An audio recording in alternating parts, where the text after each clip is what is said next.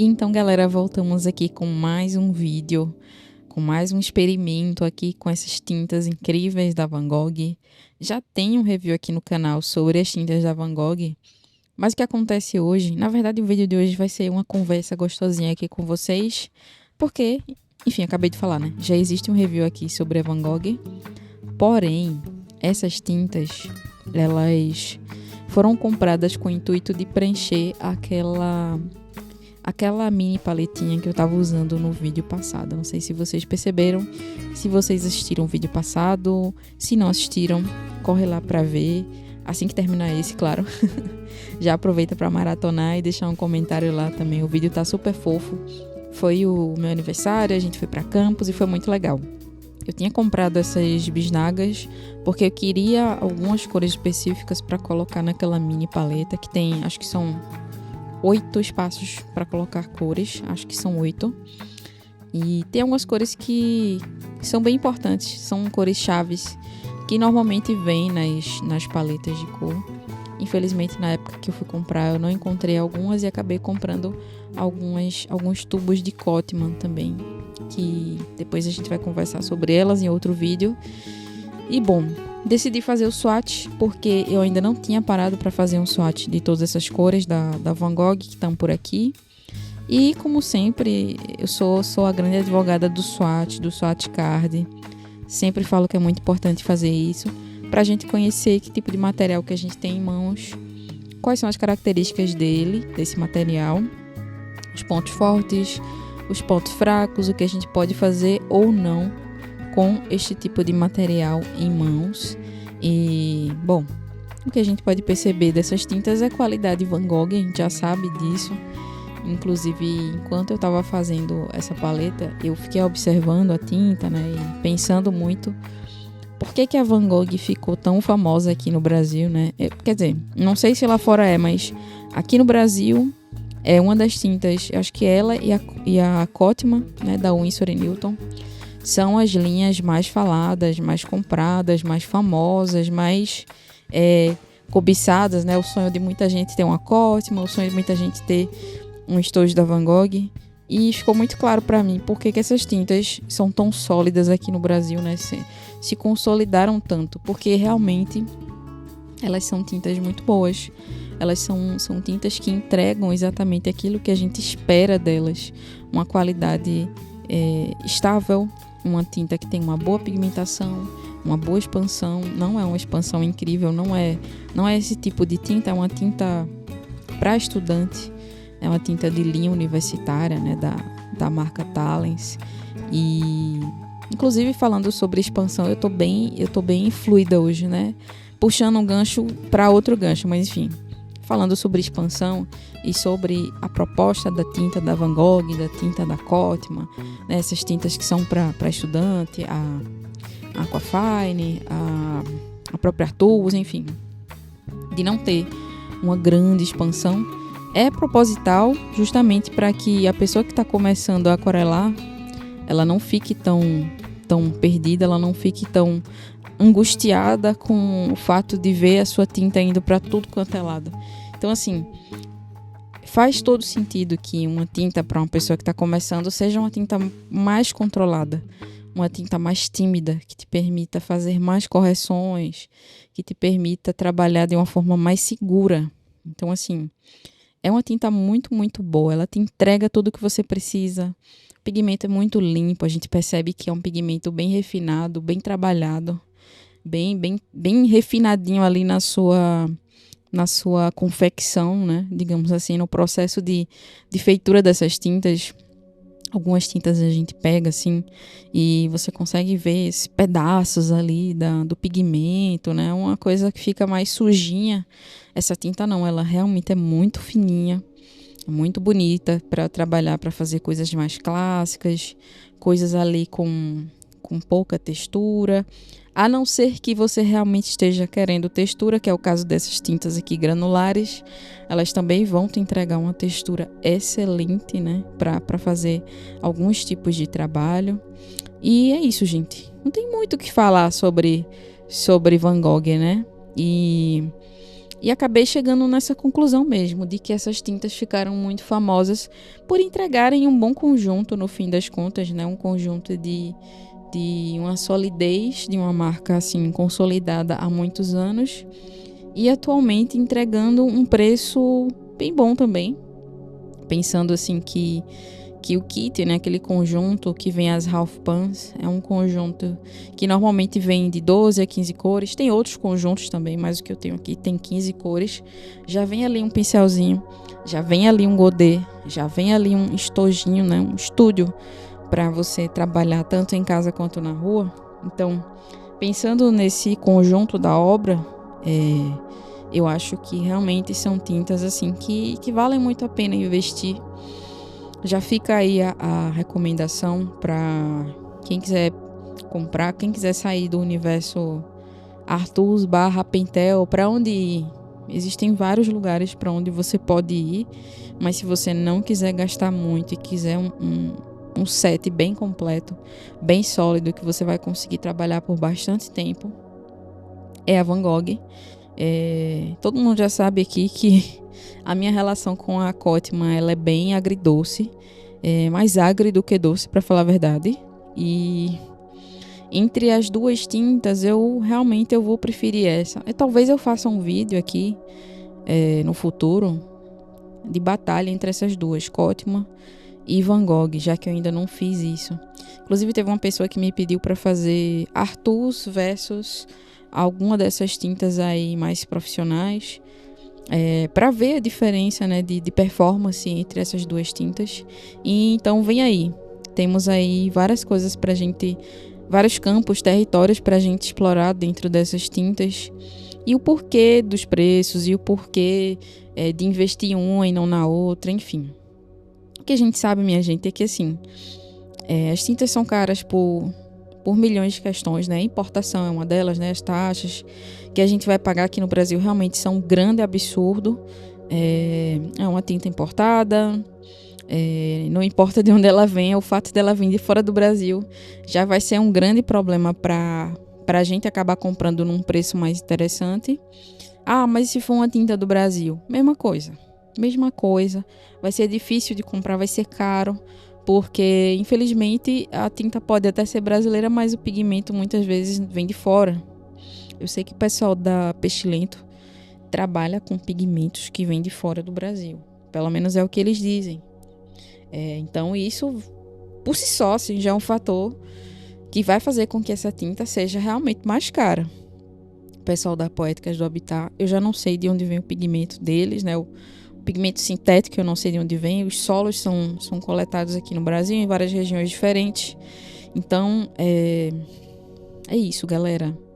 Aquarela, infelizmente, é um campo dentro das artes muito fascinante. A gente compra uma, daqui a pouco a gente quer comprar outra, e quer experimentar aquela, e não sei o que, e quer comparar tudo. Mas os preços são altíssimos.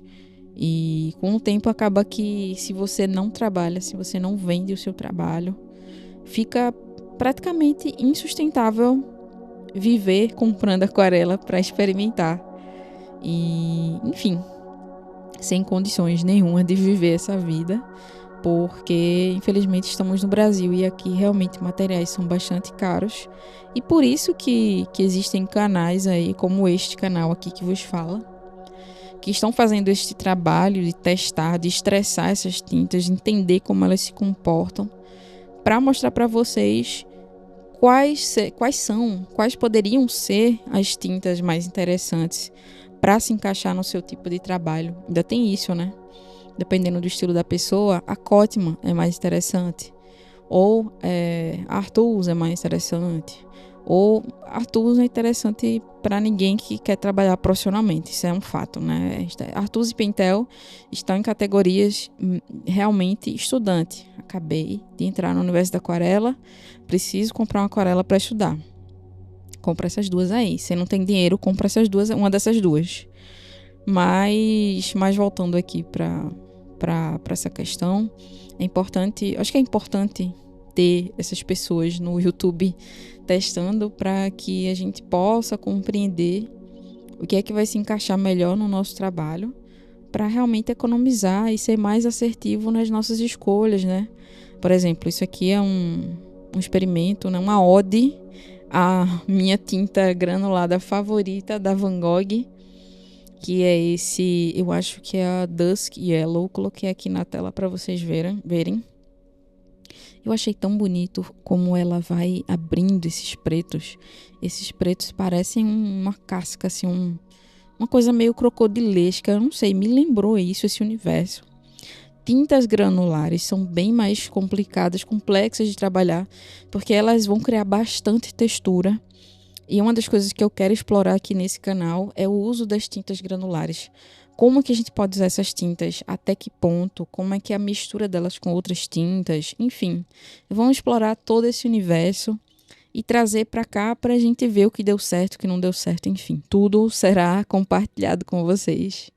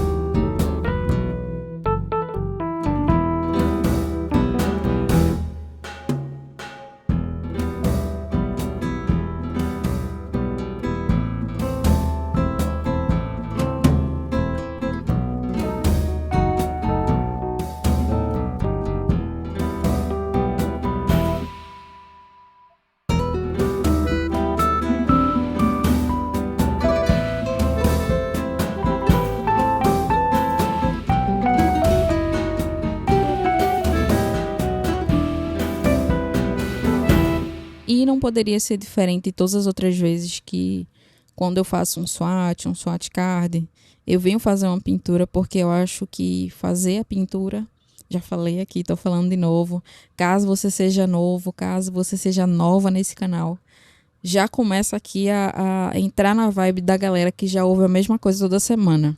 Se você comprar uma tinta nova, é indispensável que você faça uma pintura com ela, ou se você está experimentando uma tinta de um amigo, para saber como essa tinta se comporta, tem que pintar, gente, não tem jeito. Porque é na hora da pintura que a gente vai realmente sentir se essa tinta é pra gente ou não. Se ela se encaixa no nosso estilo, se ela é tudo aquilo que a gente esperava, quais vão ser as nossas dificuldades com ela, o que é que a gente vai ter que adaptar no nosso trabalho para usar essa tinta. Enfim, tudo isso a gente só consegue perceber de fato quando a gente tá com a mão na massa, quando a gente tá trabalhando com a tinta. E aí eu vim fazer aqui esses carneiros, cabritos, diferente de outros momentos, tá? Eu sei que vocês já estão enjoados das minhas baleias. Então agora vamos entrar na era caprinos. E aí vocês vão ter que aguentar, não tem jeito, tá? Porque são criaturas muito fofas, criaturas que eu já queria fazer há um certo tempo. Então veio aí. A única diferença dessa vez é que eu tô fazendo um estilo mais fofinho, um estilo mais ilustrativo, mais infantil, mais onírico. Eu gosto desse estilo, fazia muito tempo que eu não pintava nada dessa natureza, né, com essa proposta mais infantilesca. Eu acho que fica muito bonito. E a gente tem mais liberdade para viajar para territórios que normalmente a gente não viaja. Então, assim, se vocês quiserem que eu traga um tutorial sobre desenhando carneiros, desenhando cabritos, caprinos, ovinos, enfim, todo esse universo aí, Deixa aqui nos comentários pra gente trazer esse vídeo de desenhando essas fofuras. Eu sou apaixonada quando eles dão aqueles saltinhos, sabe? Quando eles ficam fazendo aquelas saltitudes que eles fazem, assim, pulando pra lá e pra cá. Eu acho a coisa mais linda do mundo, gente. Sou apaixonada por esses bichinhos. Se eu pudesse, eu tinha aqui em casa. Mas, infelizmente, não podemos. E aí, voltando aqui pra Van Gogh, pra tinta, eu decidi pegar todas as cores que eu fiz a paleta, o swatch card, para misturar essas cores, tentar entender como que elas funcionam juntas. Então eu tô indo para cores análogas, cores opostas, misturei um pouco de granular com tinta não granular para ver se ia dar certo, se não ia dar certo. E acabou que os meus experimentos renderam frutos bastante interessantes. A primeira coisa que eu percebi é que realmente essa tinta, apesar de bastante pigmentada, ela fica bem transparente. Eu acho que quase todas as cores têm uma transparência muito boa. Muito difícil de uma camada remover a de baixo. Sim, o lifting, provavelmente o lifting, a correção nessa tinta deve ser um pouquinho mais trabalhosa, porque ela entra bem ali no papel. Então, eu não tentei fazer nenhum tipo de lifting aí nessas pinturas, porque elas são bastante simples, mas caso precisasse fazer, eu acho que seria um pouquinho mais chato, por essa característica, né, do staining da tinta, da permanência dessa tinta ser muito boa. O que é bem bom também, quando você, dependendo do projeto, você não quer que a tinta de cima mexa na tinta que está embaixo, isso é perfeito. Então, assim, a sobreposição, né, o glazing, essas velaturas são muito boas também, você consegue fazer por conta da transparência da tinta. Esse glazing, ele é facilitado, a gente consegue ver a camada de baixo ainda, fica muito bonito, a tinta tem um acabamento muito refinado, como eu já falei, fica com um aspecto visualmente muito limpo. E as tintas granulares, elas granulam para o preto, então tem que ter em mente isso, tá? Porque a granulação, ela tem uma característica bem específica nessas tintas que vai para somente uma cor. Então eu juntei ali o verde granulado e o amarelo granulado nesse cabrito verde, e ficou muito bonitinho. Eu achei que ficou muito, muito legal essa textura que foi criada e essa nuance de cores que eu consegui trazer dentro dessa mistura. E acho que foi um exercício muito positivo. No fim das contas, acabou rendendo ilustrações muito fofinhas. Eu consegui testar a tinta de uma forma bastante satisfatória. Fiz ali uma combinação de cores que para mim fez bastante sentido, né? Indo para cores próximas, para cores opostas, enfim. Não tive nenhuma dificuldade de fazer essas pinturas.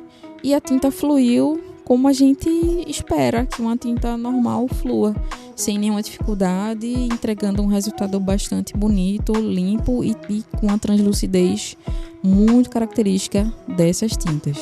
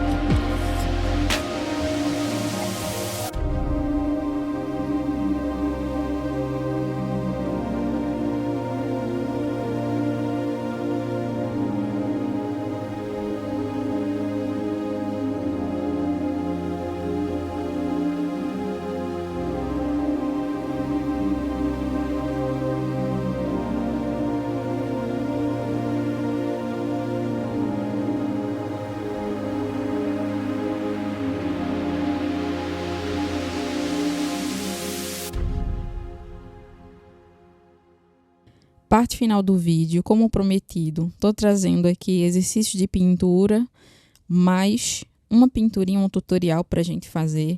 O primeiro de muitos que virão. Eu espero que eu consiga trazer mais tutoriais aqui no canal.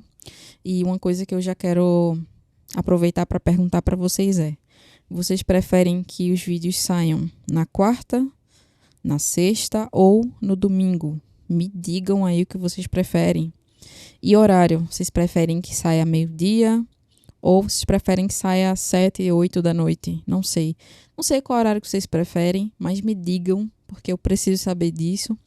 E outra coisa, eu quero muito trazer vídeos mais longos para vocês, porque eu sinto que vocês gostam de vídeos longos. De alguma maneira vocês gostam dessa porra. Então, eu quero muito trazer esses vídeos, mas eles dão bastante trabalho. Então, provavelmente, a partir de agora, a gente vai ter só um vídeo por semana.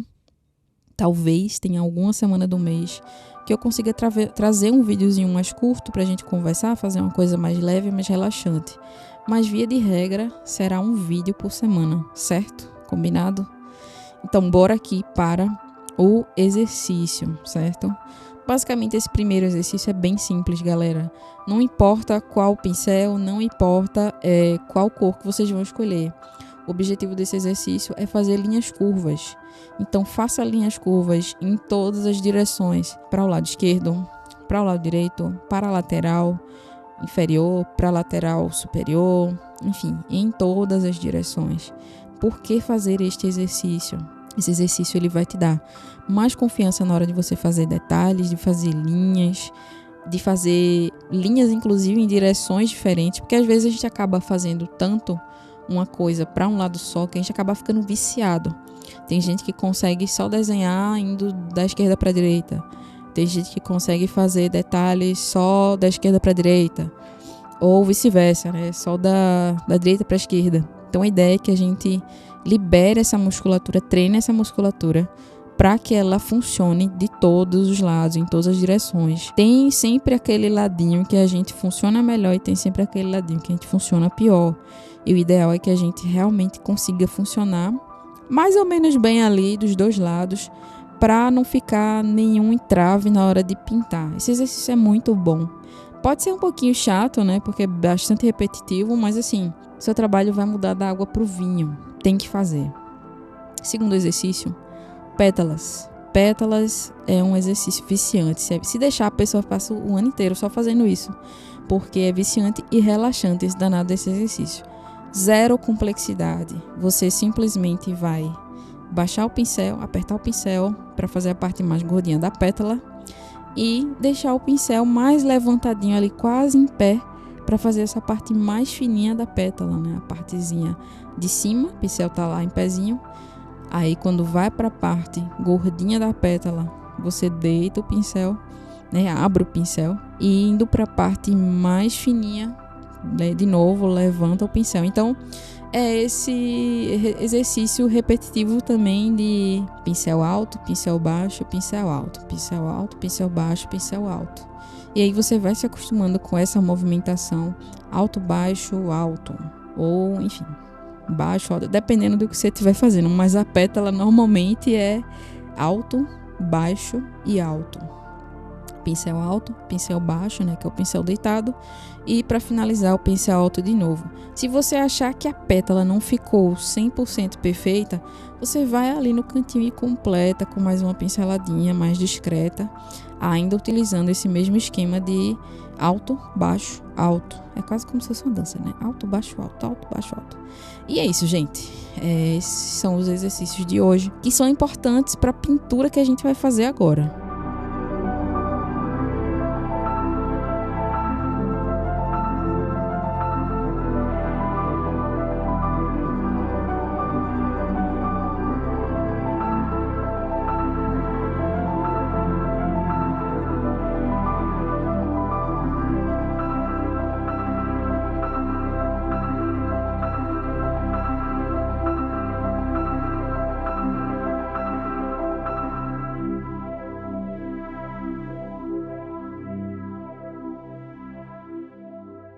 Vamos lá fazer nossa guirlandinha de flowers, ou melhor, de folhas, né? Dessa vez eu não trouxe Flores ainda porque a gente não teve exercício de flores, mas vem aí.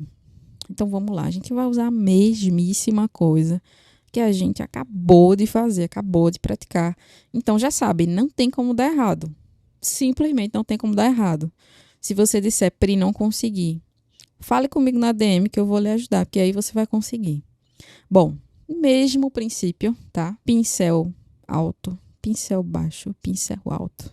A gente vai deixar o pincel em pezinho, deitar o pincel e deixar em pezinho de novo para fazer todas essas folhinhas, fazendo esse círculo, né? Uma coisa bem importante é que você faça esse círculo previamente ali na folha para demarcar o lugar onde o seu pincel vai correr ao longo da pintura. Se você quiser se sentir mais seguro ou mais segura, é interessante também fazer o desenho das pétalas. Eu sou muito preguiçosa, velho, eu já falei pra vocês. Então eu não faço o esboço, eu sou muito preguiça mesmo, desculpa. Mas se vocês quiserem que eu faça o esboço, faça tudo bonitinho, disponibilize esse esboço aqui, beleza, eu faço, não tem problema nenhum. Mas pra mim, eu sou muito preguiçosa, então eu não fiz. Eu fiz só ali a demarcação do círculo, para ficar bem bonitinho, o lugarzinho onde iam surgir, né, brotar essas pétalas. E é isso.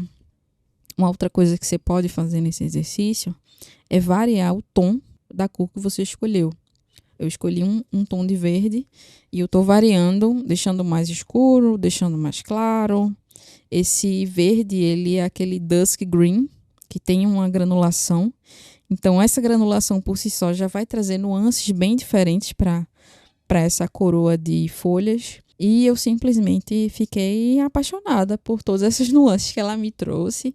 Umas manchas bem diferentes ali, onde tinha mais água, onde tinha menos água. E é isso. Esse é o processo da pintura. Ele é bem repetitivo e você pode ir acrescentando folhinhas em outras direções. Se você quiser preencher mais essa guirlanda, você pode preencher também, colocar folhinhas menores, folhinhas mais para dentro, mais para fora, brincar mais com as cores, escolher ali uma paleta de 3 tons. Eu acho legal limitar essa paleta para que tenha uma sensação de mais harmonia no seu desenho, principalmente se você está começando agora a brincar com aquarela. Talvez seja mais interessante você buscar uma harmonia mais simplificada, com cores análogas ou monocromático mesmo, que é o que eu estou fazendo. Peguei apenas uma tinta e estou explorando essa tinta aí, com várias nuances desta mesma tinta. E é isso, gente. Movimentos repetitivos até finalizar a coroa de flores, no caso de folha. Não sei porque que eu estou confundindo flor com folha. Enfim, a louca. Logo em seguida, no cantinho do papel, eu vou fazer mais 2 coroas e na terceira coroa eu fiz uma pequena variação de cores, adicionando o azul. Então, eu coloquei o Dusk Green, o Dusk Yellow e o azul cerúleo. É isso, o que estava lá na nossa paletinha aqui. E é isso, gente. O vídeo de hoje foi basicamente isso. Eu espero que vocês tenham gostado desse vídeo. Que vocês façam essa coroa, me marquem que eu quero ver, tá bom? Quero ver o exercício de todo mundo. Não tem essa não, velho. Vai ter que me marcar, vai ter que deixar de preguiça, vai ter que fazer mesmo. Espero que vocês tenham se divertido, tá bom? Com esse vídeo. E deixa o like, se inscreve no canal, compartilhe para que a gente consiga chegar nos 500.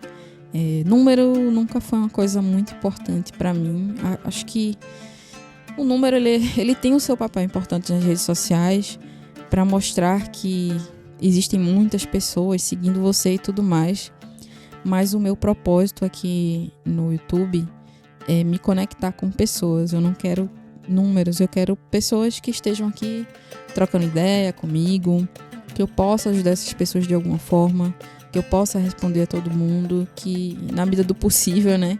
E que eu possa atender a todos vocês, que eu possa ajudar vocês de fato. E é isso, galera. Eu quero muito crescer no YouTube. É uma mentira, assim, se eu disser, putz, eu não quero. Eu estou sendo altruísta. Não é isso. Eu quero crescer no YouTube, mas eu quero crescer do jeito certo, dando atenção para arte e para as pessoas que gostam de arte, que gostam disso daqui. É o meu objetivo primordial. Eu não quero criar um canal de mentiras e de soluções fáceis e para ficar cheio de likes e trends aleatórias que não vão me levar a absolutamente lugar nenhum. Eu quero realmente fazer uma coisa que seja significativa para todo mundo, tá bom? Então, se você gosta muito de arte mesmo, se você quer me ajudar a crescer, se você conhece alguém que gosta muito de arte, que quer aprender aquarela, manda aqui o link desse canal, fala sobre esse canal, sobre as coisas que a gente vai fazer aqui, os tutoriais, enfim. Talvez essa pessoa se interesse e se inscreva e goste da vibe da gente aqui e queira fazer parte desse rolê da gente. De pintura, de conversa, de café, de gato, enfim. Essa salada aqui. E é isso, galera. Até a próxima. Fiquem bem. Um abraço e fui.